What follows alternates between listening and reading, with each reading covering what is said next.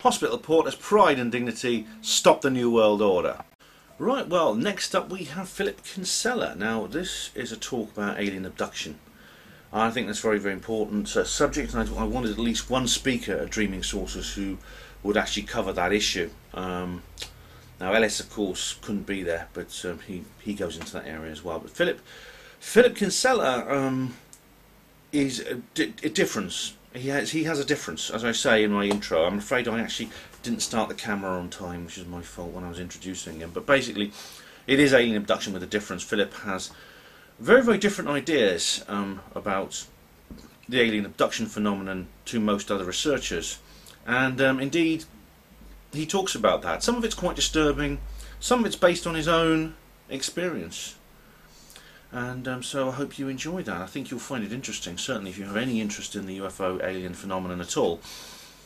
I should point out actually that I'm not actually posting these videos necessarily in the order that the speakers appeared on stage at Dreaming Saucers. If you go to the Panmo Voice blog, you'll see where I actually I published the entire schedule of Dreaming Saucers, basically all the speakers, the order that they appeared.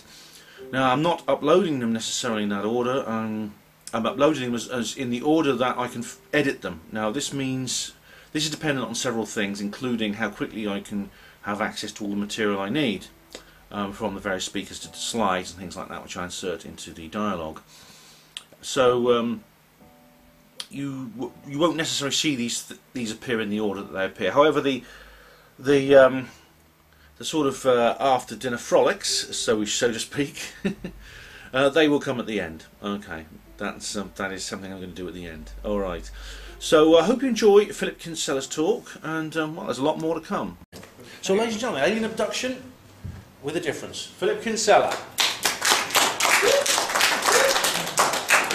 Thank you, ladies and gentlemen, and I really appreciate this wonderful venue that Ben Emlyn-Jones and Neil Gibbs-Ward has set up.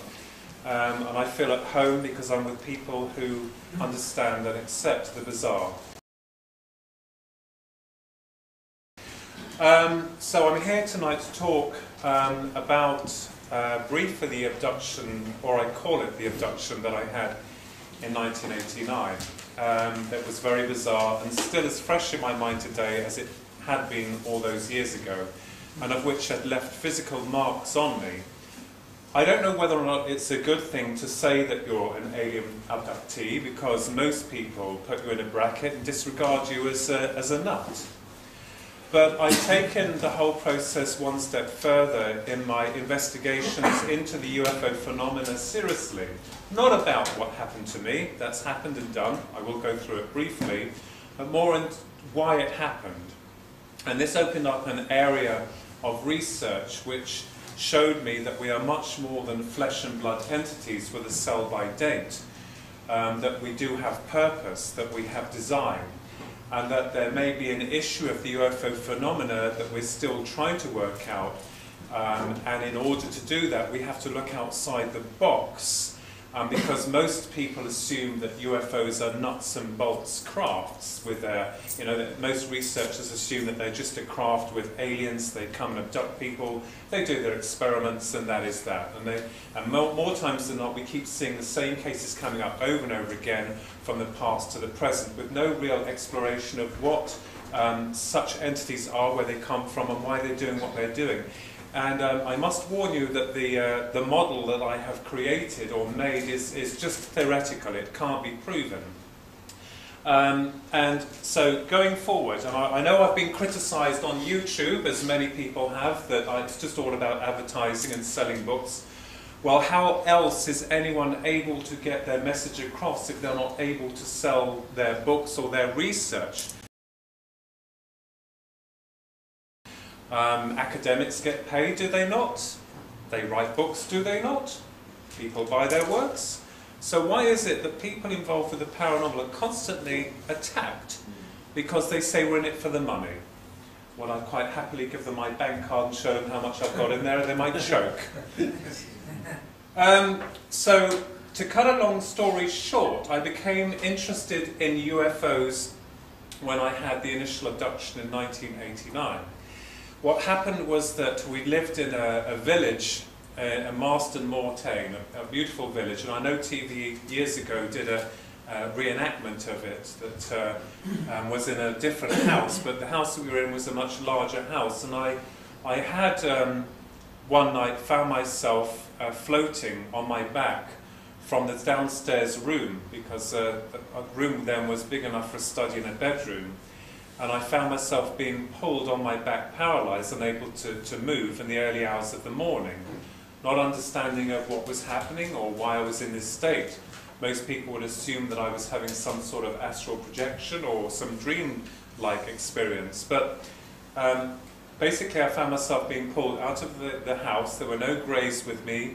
I was just being forcibly removed through walls and doors of the house until I came outside, where I was cartwheeled round, and I could see all these UFOs in the sky, the dark sky, and I was lifted up, and I got the feeling of like a whoosh in my stomach, and I saw this one craft coming closer and closer, and then I blacked out. The next part of the experience was truly horrific, and going back to that point is very painful, both psychologically and physically, because I found myself on a bed, naked and strapped to the bed, and it was very hot. I remember waking up feeling, what am I doing here? What's going on? And embarrassingly, there was an object that was placed into the lower part of the anatomy, but I could feel it in here, as though it was organic or doing something. And my first initial reaction was a complete shock. I started to scream, yell. The room I was in was very hot. It was very like being in a sauna. And when I looked to my right, there were 3 reptilians, tall reptilians, looking at me and moving backwards and forwards like this. No matter how hard I screamed or yelled, I was just a lab rat. They weren't interested. And I was so tired by screaming and yelling, and there was a smaller, only one small grey thing, but it was more creamy than grey, that came over and released the mechanisms and ordered me to dress. And I was so grateful to it. And I was taken then to the end of the room, and a slot came up and I was told to get out. And I could see the village from a height, and I started to cry because heights are not my thing, and you're just going to shove me out. And then I was brought down to the ground, and by 2 greys that appeared, and there was another creature waiting for me on the ground, who was standing with his legs apart like this and his arms folded. He was more humanoid than the other entities that I had seen, and but he was very angry with me. He had a scowl on him like this, like really angry. He had knee-length boots, he wore a one-piece uniform, he had this tall, silly hat on his head, and he was standing underneath another craft, and I'm like, well, you know, how dare you do this to me? I mean, what the hell have I done? You know, what does this all mean? I mean, it was screwing up with my mind. But he stood there like that. So I thought, oh, I'm going to ask him a question. How on earth am I able to get through walls and doors? I knew that if he could answer that, I would break the mould and know exactly what these things were. Well, he looked at me shocked, as though my question had knocked him. And he started, his mouth became an O, and he started to talk in an electronic, rasping confusion of words, and I shot back into my body, as though it's like an out-of-body experience, and woke up, and I immediately had a nosebleed to the right side of my nose, which I suffered for a long period afterwards. I couldn't walk very well for some time after that period, and I also had a triangular mark at the back of my right ear that Ronald, my twin, tried to photograph with a Polaroid. Do you remember the old Polaroid cameras that came up with this picture? It wouldn't develop. Sure, someone said, why don't you go to the doctors? Yeah, sure, doctor, I've been abducted by aliens and probed. Like, they're going to understand. I had no one to talk to. I felt very isolated. There is a lot more to that story than I've just briefly described. There's a hell of a lot more. And I have got 3 marks here that burn, sometimes burn. And they basically just recently found something in the right ear that is glistening, and it's like a crystal. I didn't ask for that to be investigated any further. Is it an implant? I don't know. I couldn't tell you. But I had a terrible problem with my ear for years. So after that experience, very strange and bizarre experience, moved forward many years later. I went to go and see a medium for the first time in my life in 1998, I think it was, when Princess Diana, my grandmother, died. And she told me, she read for me, and she said to me, oh, she said, you're a twin, and she said, you write books, you haven't been published yet. She said, but your first book will be a psychic book.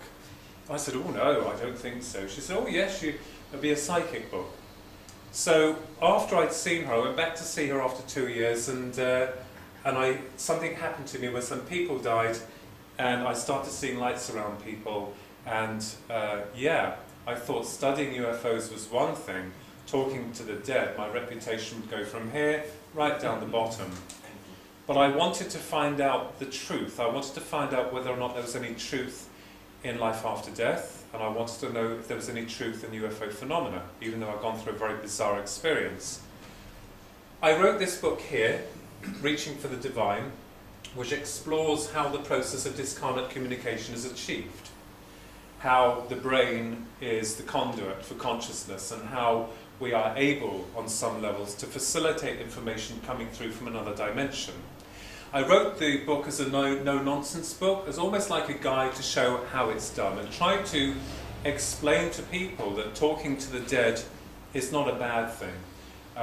But I have been slated by the religious organizations who consider me demonic and also a Satanist, a devil worshipper, because of my interest in the psychic phenomena and also UFOs.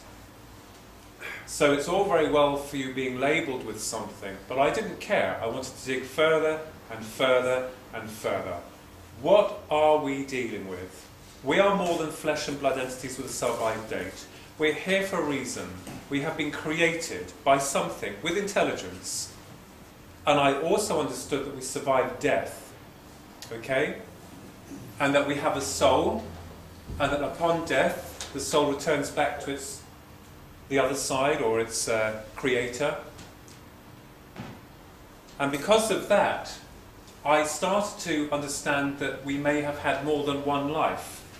The process of reincarnation, where we incarnate, reincarnate, but we decide this on the other side.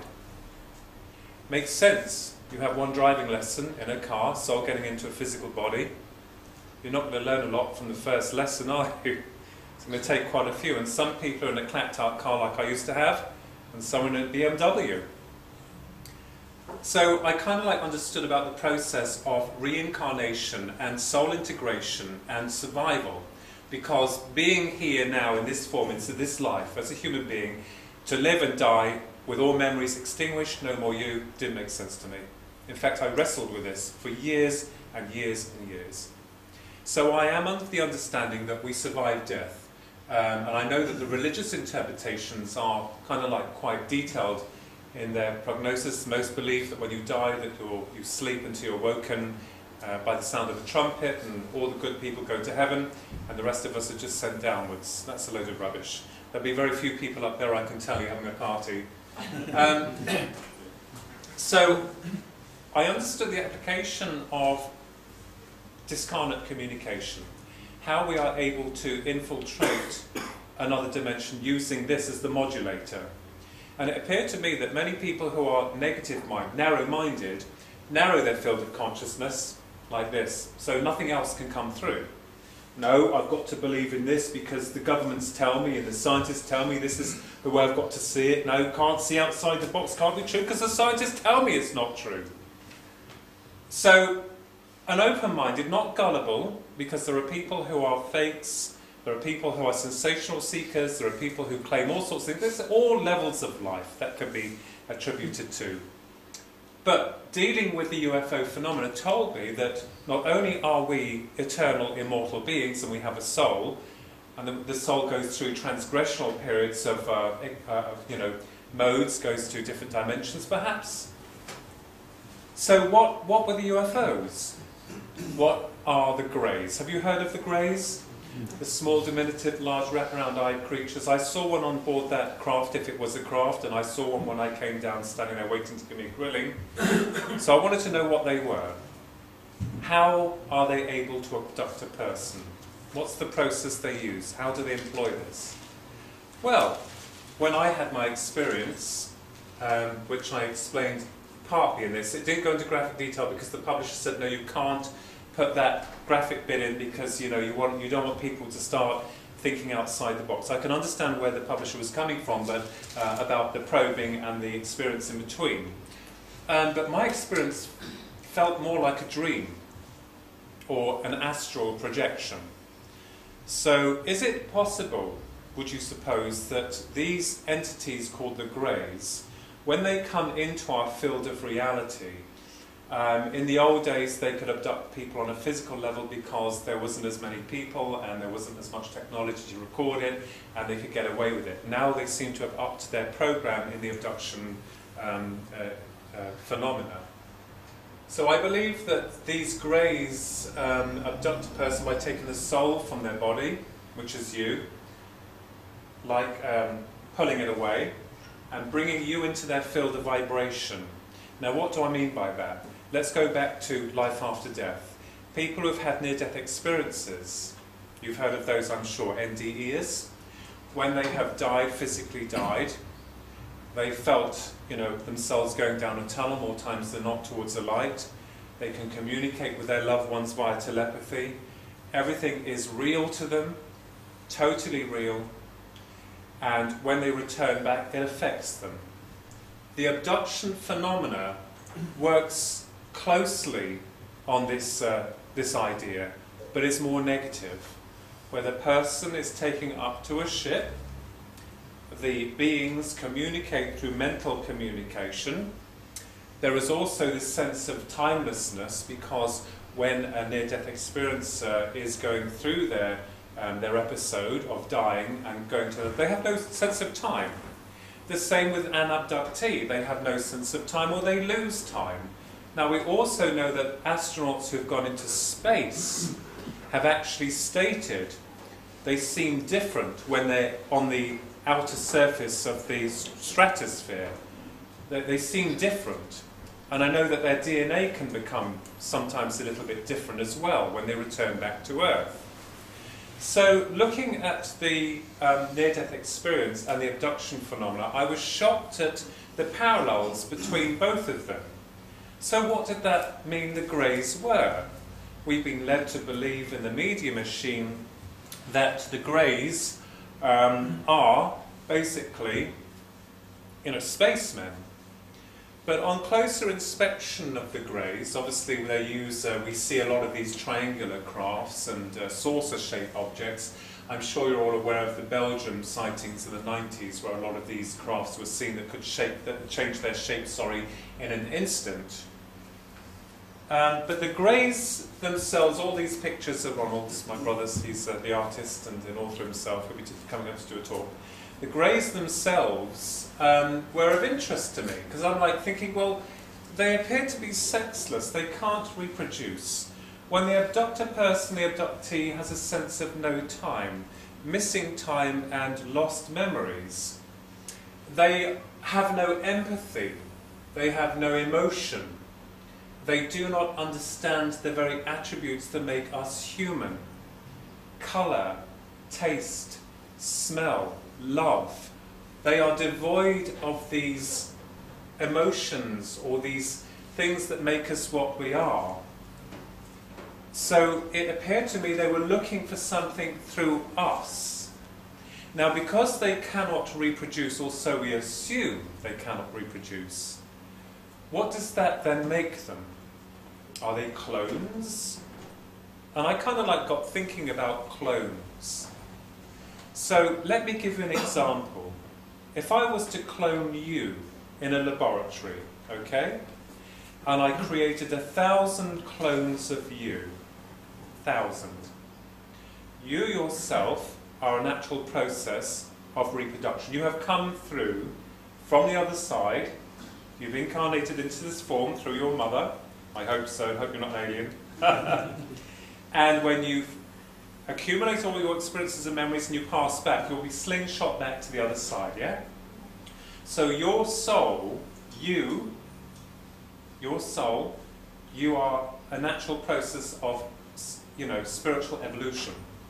You have memories that you'll remember when you pass over, as well as the ones you have here. Your clones, however, your physical clones, will only have the memory of one life.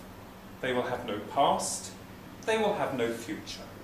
So the clones, when they grow up, will only have the recording of one single life.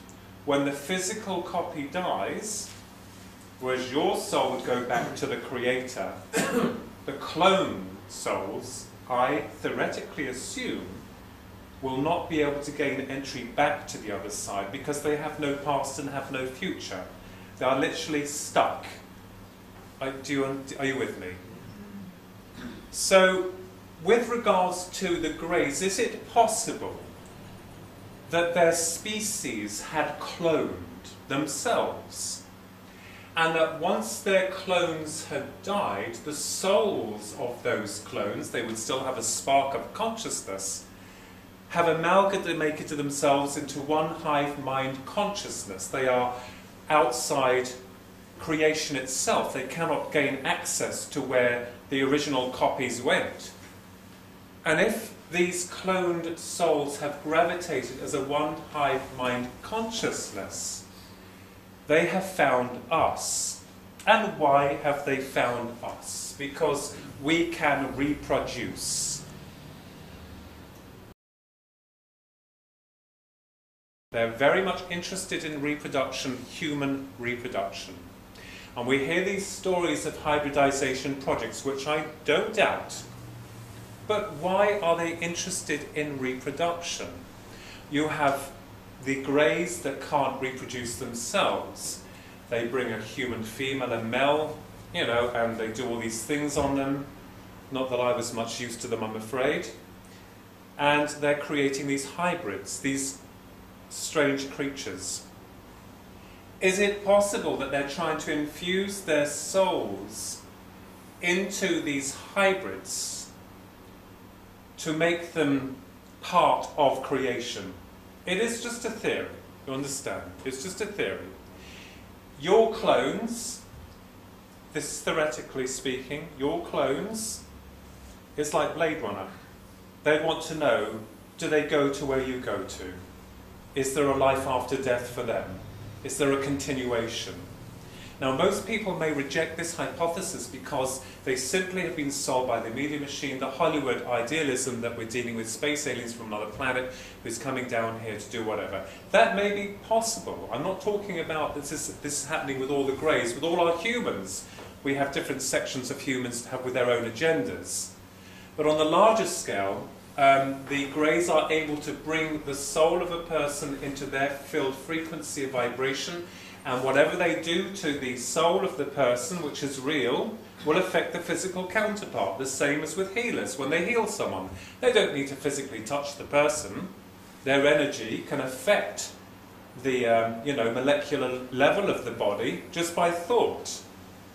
So we've got to get away from this idea of everything's nuts and bolts and physical. When we pass over to the other side, for us it will be a very physical experience. I have seen the other side. I nearly crossed over when I was younger. And to me the experience was very, very real. The reptilians, I know that we have this theory on the reptilians, with them being in charge of the clones. And I'm not suggesting that this is fact with my theory. We have to look outside the box, but it has something to do with the soul. It has something to do with us being unique in the sense that we can love, that we can, create, that we can be happy and sad, that we can do all these things that make us what we are. The Greys do not seem to be a part of our connection at all. They seem fascinated by these attributes that we have, and it feels very much like they want them. They want to create something perhaps to be part of what we are, that we represent. There is also the theory that we belong to the Greys, because most of the time, most people have told people who have kind of like, you know, been regressed, they're psychiatrists or whoever, that we belong to the greys, that we are containers for the greys. I mean, what does that mean? What are they talking about? And why, if, as is postulated by many, that, you know, we've got it all wrong, that the aliens are good, that they're here for the benefit of mankind, and my brother and I both, you know, argued this professionally. Where is their help? Why haven't we got the cure for cancer? They could disarm all of the nuclear missiles that we have. You know, why hasn't that happened? And yet we're being told now by other factions of the UFO community that basically these beings are very much good beings. Well, I don't see much of that happening. And if someone's covering something, then it means that you know, it's something very wrong. Don't you agree? Yes? If there's silence and denial, and that Hollywood have tried to lead us down this path of, like, you know, good versus bad, and we also have this this feeling as well that we're dealing with demons, demonic entities. There is also the hypothesis that these creatures could be things from the past, going back into the biblical times, that into our ancient times, basically that have risen, and this war, this silent war, is still continuing to this day. Could it also be possible that the demons of the past are trying to gain access into our world? I know there's been a lot of talk of some kind of, like, you know, faked UFO invasion, and that 9/11 was just the beginning to basically see how the public would react, to see how they could pull it off. Also dealing with the satanic versions behind that, because I believe very much that with the events of 9/11, they were orchestrated. It was an inside job. We're entitled to our own opinion, and that is my theory on that, like everyone else's, many other people. They wanted to see how far they could go.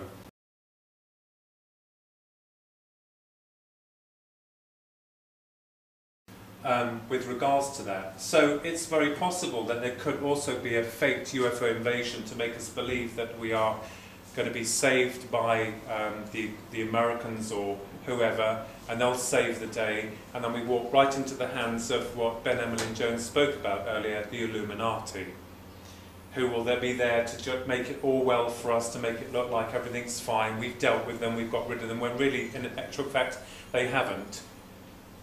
So, going back towards the psychic research and the UFO field was very multi-complexed, but I tried to put this theoretical model together of what we represent on a spiritual level and making sense of what we are. And I could never understand why most people accepted that they lived and then they just died and there was no more. The thought literally horrified me, even when I was younger. I thought, what's the point in life? What does it mean for all of us if we share our hopes and our dreams, our desires, our aspirations, and then it's all gone? No. No, no. So I kind of like looked further into that field of soul survival, and I was rewarded with the evidence that I had and was getting from other sensitives. And interestingly, it appears that people who are interested in UFOs, as we call them, something happens around their biosphere. They become more open or more aware. So kind of like a beacon of light, you seem to draw the energies towards you. And you know why? Because those energies are attracted to the energies that you're sending out, your wavelengths, your wave patterns. Because most people are like down here, being programmed by the system, the society, the system I call it, and do your job, pay your taxes, don't ask any questions, keep your nose to the ground, be a good citizen and get bugger all. Yeah? And die. And yet other people who are elevating their consciousness to a level of saying, hang on a minute, something's wrong here, there's something not right. You find your truths, you find your areas that's unique to you, but because the energy's changed around the brain, or the workings of the brain, consciousness, the system hasn't got a hold of you as it has with the other people, and so you're different. And that's why more people generate or connect with these other energies, or rather they connect with you. So it's all to do with energy. It's all to do with consciousness. It's all to do with the soul. And have you also noticed that when there's nothing really good that comes along that enlightens us, it's always doom and gloom all the time. And of course, you know, the system, as I call it, wants this. It feeds off negativity. It feeds off of it. So does that make the Greys bad? Well, obviously they are covering their whole modus operandi. They want it covered because they don't want us to know about it. But we're now waking up. And there is also the speculation of whether or not the military are working hand in claw with them. I don't doubt that. I'm sure that the military-industrial complexes themselves have back-engineered craft. Not all of them, but back-engineered some of them, and use them. I do not subscribe to the fact that the military have created the Greys and the machinery to go and abduct anyone and then make it look like they're doing this to make it look like it's aliens when really it's the military. What point would there be in that? Yeah, there would be no point whatsoever. Again, my brother and I, we argue and we question all this type of thing, which you know, is very interesting to us and where we're going with our research. So I believe that the abduction phenomena is a real event, although it happens on a different frequency of awareness. I also believe that the Greys are abducting people because they're interested in what makes us tick. They're also interested in reproduction. And this is the thing. I know I met Dr. David Jacobs in Arizona, and his theory is that the aliens want to repopulate the planet with them and move us off. Well, I'm not disputing that theory, but I believe there had to be something a little bit deeper. I believe that it has everything to do with the Greys not being able to be part of creation. I mean, look at them. You know, they don't understand all the qualities that make us what we are. And this is where my research has been leading me more and more into the fact of creationalism, reincarnation, soul survival, and UFOs. You know, time and time again, the system will tell you they don't exist. They're not there. We're all hallucinating. You know? That is so annoying, because most people believe, oh no, don't believe them. They're conspiracy theorists, the new psychological weapon, making you look like, oh, it's all right, he's a conspiracy theorist, you know? But most people understand that we are being lied to. And going back to the abduction phenomena, is it good or bad? I couldn't tell you. All I can tell you is the experience I had was anything but good. In fact, it bordered along the lines of rape. And although most people can laugh and joke about it and say, oh, ha, ha, you know, he was probed, I would never want for them to have been in that situation, which to me was very, very distressing, and even to this day still affects me. So you can understand why I took it upon myself to try and find out what it was that happened, why it happened, why they did this to me, what are they and where do they come from. But of course, the more you go into this, the more you'll find that you'll be a huge barrage of negativity and criticism. He's lying, he's a fraud, he's a fake, he's made it all up just to make some money. Really?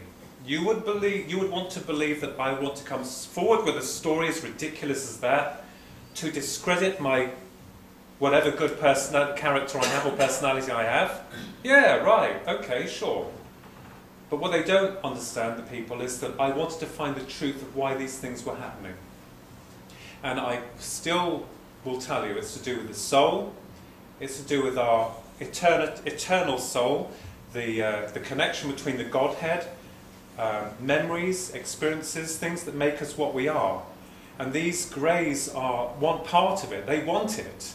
And it's almost as if they've been denied it by something. And hence, you know, with the demons, you know, are they somehow involved? That this is a modern war? Dr. Jacques Vallée, I also had the esteemed honour of meeting him. He, you know, his theory is that these creatures have moulded themselves into our mythology.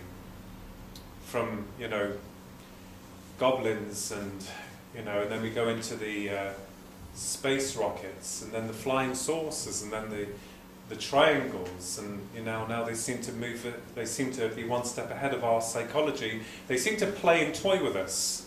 It's almost they enjoy doing it. So it could be something that borders along the lines of an ancient war that's still occurring to this day, because there are markings of greys on cave paintings and, you know, a lot of the creation of statues within the past. And I always like what Michael Jackson said. He said that history is wrong, and I believe him. He said history is wrong, that we've all been duped and lied to. The other thing I want to explain about as well too, just checking the time here to make sure I've got enough time. How much longer? You've got 25 minutes. Okay, the other thing I want to say here is that I'm not saying that this is, my theory applies to all of the abductions. As I said, there are many of us on this planet, 7.5 billion people on this planet. Most people have their own ideas, own agendas. Most people are warring people, most people are peaceful people. Why should it be any different for the Greys? You know, for them. There may be different factions of Greys that have their own agendas. So I'm not disputing that. But at the same token, they seem to be interested in the very qualities of what makes us tick. They don't understand about time. They don't understand about taste. They don't understand about love. And when they create their hybrids, they need the abductee, most notably the female, to bond with the hybrid. They want the human to bond with it, to show it emotion, to show it affection, to show that, you know, it's loved and cared for. Strange, isn't it, that the beings themselves can't do that? It's almost as if they're trying to replicate this in order to learn for maybe the ingested soul, their soul, the clone soul, going into this physical hybrid to try and get itself back into the wheel, the wheel of reincarnation, incarnation. As I said, it is just a theory, and we can't prove it. But at the same token, we have to look outside the box with regards to what's going on. The other thing as well is that I want to talk about here. Yes, I thought I wanted to put this on. Somewhere right now there's a hater looking at your post like this. And I think it's important to address the fact that whatever talks any of us do, whatever research you do, whatever ideas you have, you are attacked, viciously attacked by the trolls. And I know that, Ben, you mentioned this. Yeah. And it's almost as if we're not allowed to mention this without being attacked even more. But I have become stronger within myself, and I don't care. You know, I've been attacked by a lot of people, most notably religious people, who believe themselves to be holier than thou. You know, well, I ask those people to look in the mirror at themselves, you know, before they start attacking people like ourselves who are after only the truth. And it's amazing how, isn't it, that the trolls, when they're discussing someone, they discuss it as if they know you personally. They're talking about you as if they know, oh yes, that's what here. Did you know what made me laugh the most? I couldn't believe it. I'm actually a disinformer for the Illuminati. I was very flattered. You know, but, and oh no, you shouldn't be doing this, you're talking to the dead, it's severely forbidden. Again, the Bible is one of the biggest selling books on this planet. Do they not have to go out and buy it? And again, the very people who are holier than thou, who condemn what we're doing, I will say to them, I am anything but a Satanist, and I'm anything but, you know, a devil worshipper. I love God, and I believe in a supreme force, a supreme energy that created us. And I believe that the Creator created us for us to create. And maybe this force of energy, of intelligence, is learning more about itself through us, the extension of us, as we are hopefully through it. So the Creator creates for us to create even more. And this huge consciousness of ever-expanding love and compassion is working through every single one of us, you know? And what gives those people this whole thing about, well, he's talking to demons? Excuse me, in the Bible, doesn't it make references to talking animals? To angels, where they converse with angels? Why is that considered, you know, right and true for something that was happened over 2,000 years ago, and yet today can't happen again? No. I will not be a part of those people and their religious ideologies. They scare me, they frighten me, because what they're doing is they're containing human consciousness, they're stagnating our growth, they're living in the dark ages, and God would have created us with love. You have a computer with an extended memory. Are you telling me that you're not allowed to use that extended memory? Are you telling me that we're not allowed to think outside the box? This is where the answers will lay, and I believe that we're going to open up a new science, not a religion, a new science, into the exploration of other dimensions, other realities that do coexist around us, and that we as the physical modulators within this realm are starting to understand that we can open up to these other energies. So, you know, although it may feel like we're prisoners on planet Earth, I can assure you that there is life after death. The soul transcends this realm, and that UFOs are a reality, and that they're obviously very interested in us as a species, of what makes us tick, of what makes us work. And, you know, they probably got their own agenda, and it's all to do with creationalism, you know? So, always believe in yourself and believe in what you do. As long as that belief doesn't harm, control and destroy people, I believe that all of us are connected, yeah? What really annoys me, and it continues today, and I still can't get my head around it, is the fact that because you're dealing with subject matters like UFOs or psychic exploration, it does me no favours in the long run. But I'm glad to say I'm not gullible, and you know, my research is continuing.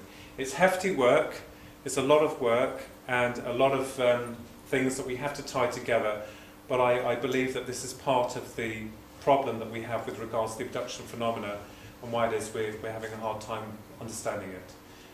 But thank you very much. Thank you for having me. Thank you.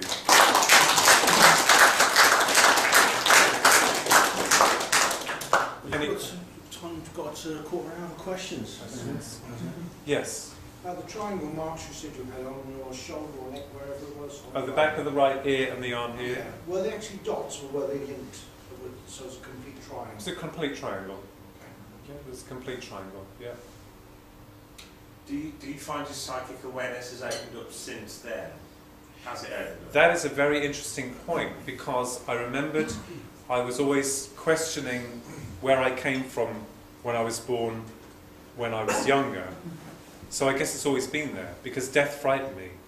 And someone will say, well, it's because you're obsessed with death, this is what you're experiencing. No, I believe that perhaps the trauma of the incident in 1989 opened something in me, because I started to question things. I used to suffer severe nosebleeds on the right side that would just stop for no apparent reason for years. They were going to cauterize it, then it stopped.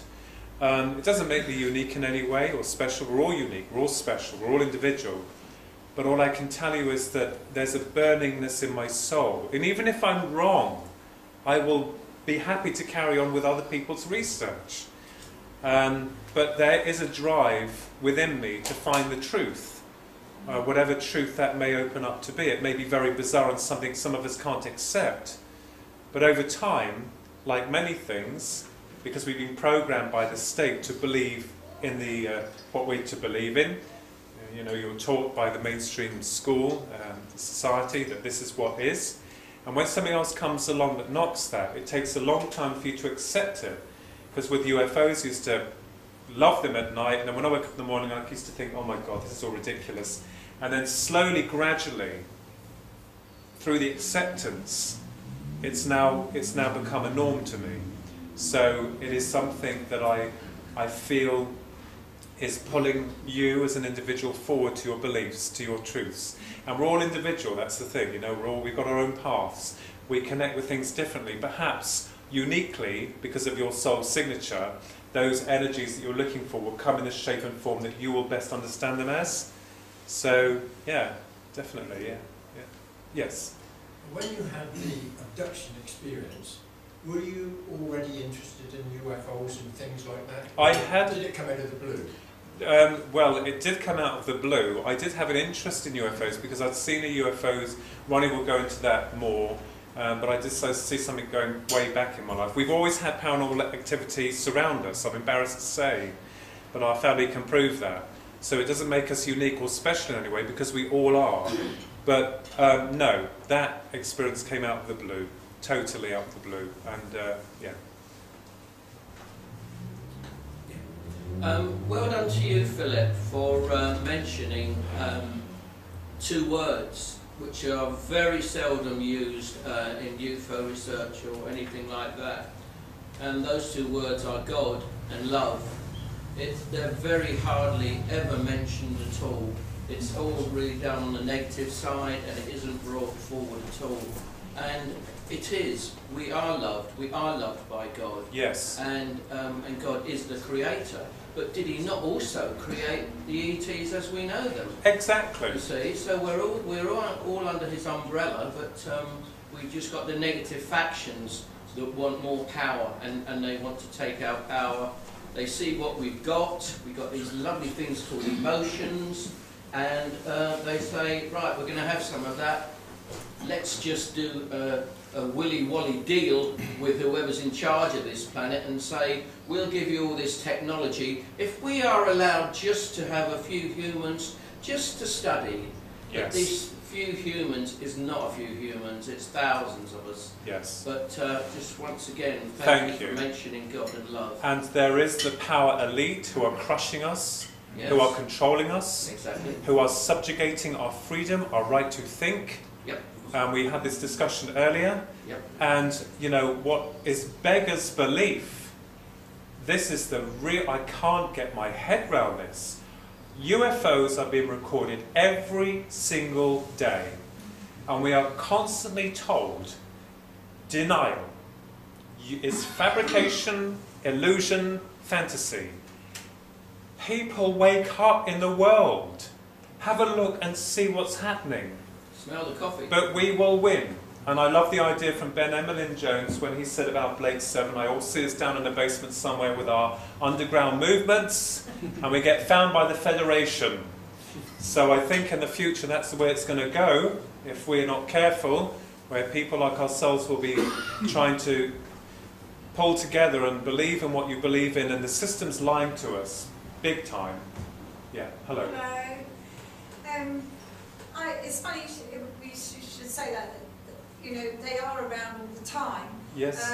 Because I woke up 6 o'clock last Sunday morning before the bank holiday, and I thought, oh my God, I went to feed the birds, and I had about a 10-hour sleep, really deep sleep, which I haven't had for ages. And the sun looked really wobbly and globby, and I thought, oh my God, there's something behind it. You know, it was like there was another ring, as if there was something behind it. This Livery thing went through my head, and I just felt compelled to fly down to Devon and Cornwall, so I jumped in my car, and I went down to Devon, and I went into this little pub that Ben and I have been to in Belstone, in North Devon, and I managed to get a room. I wasn't going to stay down there. And then I thought I'd go to Cornwall, so I went to Tintagel, went for all this fog, blah, blah, blah, blah. And then I came back, and I used to live there for about 10 months, and had many experiences. And I just wondered if you had these experiences, but I was going up and down the roads where we had the experiences, Ben and I, when we went down there. And then I started to freak out because it was so black, I forget how black it is out there, you know, the sky, and how low down stars seemed to. And I felt like some of these, and I know they're not stars, and I felt like I was being watched, these big heavy white lights, you know, that were quite low down. So I got the heebie-jeebies and decided to turn around after ripping up down this road about 11 o'clock at night, and I went straight back to the pub where it was emptied, and the man was there, a couple of people, and just talked about it. I went upstairs, went to sleep 20 to 1. I don't know if you get noises, I don't know how many experiences you have had, but I got this, I woke up 20 to 1 to this like high-pitched peep, like a smoke alarm peep. So it went, eep, and then there was like a whirling sound and a bang, and I thought someone's at my door. And I woke up, and there was no one. I could see through the cracks. There's no one there. So I looked out the window, and I saw. I know these because I had lots of experiences in Devon, like a ground light on the floor, a ground light in one of the cottage gardens. There was 3 rows of gardens, and it was like pulsating. It was very tiny. So I shone my torch on it out the window, and of course you don't see anything then. Turn the torch off, there it goes again. And then I saw it. This massive multicoloured sphere was in the 3rd garden. I kid you not, it must have been about 35 to 50 feet diameter, but I only saw half of it to get an idea. Mm-hmm. And it was on the village green right next to this other guest house. And it was pulsating, and the colours, where I'd seen one of these spheres up in the sky before, but never seen it on the ground, where it was actually on the ground. And it was pulsating, and the whole of that area, which was the little village green, was like daylight. Now, I cannot believe that no one in that B&B did not see that light really coming through the window. What I'm asking you is to me, these are interdimensional, extra-dimensional, these ones. Yes. These are like nut and bolt things, and I've seen this one before. Have you seen those? What are those? We're talking about the technology that the military are very interested in, where technology can manifest through mind. That sounds incredible, but it's like ice turning to water. We've got to understand that these entities or information are able to transverse our space-time and come into our physical reality, and maintaining the structural appearance that holds it here. So when they go back, they may be very different. So they have to manifest themselves into the way that we work on Earth. Right. So they mould themselves, and I believe that they're able to do that through a technology of the mind. So they're able to manifest their reality through thought. It's the same as we do on a very slower level here on the Earth, when you think of something and then you have to create it, physically create it. It takes time, but over with them it seems much quicker. But yes, very interesting, thank you. The next morning I took pictures, 7 o'clock, I was up all cocky with it today. I was frozen to the bed. I pretended to read a magazine as if I wasn't interested in them, and I knew they were out there all night long. So when I went out there at 7 in the morning, I took pictures, random pictures, and in the daylight, right where the Shetland ponies were walking around, I looked and I thought, what are those in the picture? And you looked like they were still there. To see these strange looking creatures, so it's weirdy looking stuff. Yes, very strange. Some look demonic-y, and then others look, there was such a mishmash of weirdness. Well, I think it's down to you for your interpretation. Remember, it's a personal experience with you as the individual. It doesn't necessarily mean it's right for everyone else, it's personal to you, because you're decoding it the way that you believe it. You see what I mean? I don't know if the good ones are bad ones. So that's what we're still looking for. I couldn't go out the door because there's 3 lots to go through to wake everyone up, in a pub on the 1st floor. Yeah. But even so, I was still petrified, and each time I ran away, but you still don't know if the goodies or baddies, do you? Well, I certainly know the ones I had weren't good. Yeah, someone had a question. Yeah, what do you say to the sceptics who would say that what you've experienced is sleep paralysis? Oh, my. And sleep paralysis is something to stop us falling out of trees, which we evolved millennia ago, because we would... Do you know what? Yeah, I'm not saying I believe no, that. No, do you know what? I'll just tell you. To be honest with you, I'm fed up with any of that, because I've explored those areas, and until you yourself have gone through that experience, I get into my car, I turn the engine on, that's real to me, okay? If you were to say that to someone says, I don't believe you, well, I just got in my car. No, I don't believe you, because they haven't had the experience. They can't relate to it. The same with someone that's in a plane crash, or they survive a plane crash. They try to explain to someone the experience. They're like, oh yes, I think so. They don't know. No, so, yeah. I mean, we've all had the experience that you think you're awake, but you're not. They call it hypnagogic. And you think, I had physical marks, I had physical marks afterwards. You think you've woken up and you haven't. Yeah. So there can be Fortunately, I can add something to that actually. I can add something to that actually. I actually suffer from sleep paralysis myself. I get it every month or so on average. It's totally different from the abduction experience. And Dave Hodrian of the Birmingham UFO Group has done an excellent presentation. He did it at the first UFO Truth Magazine conference, and you can watch it on YouTube. And he explains the distinct objective difference between the two experiences. As I said, very real experience, more real than here. Even so, since 1989, it's still fresh in my mind. I can't even remember some of the things I did last week. Thank you very much. And I've got the book, my book's there. I've got the Passage to Eternity, forward by Malcolm Robertson, £10 for a copy if you want one. Thank you very much indeed. Thank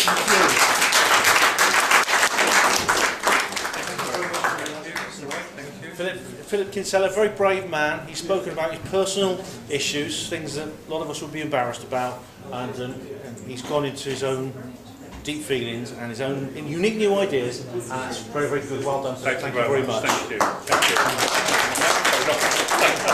Thank you, Ben. Thank you. Thanks a lot. What's the John thing out?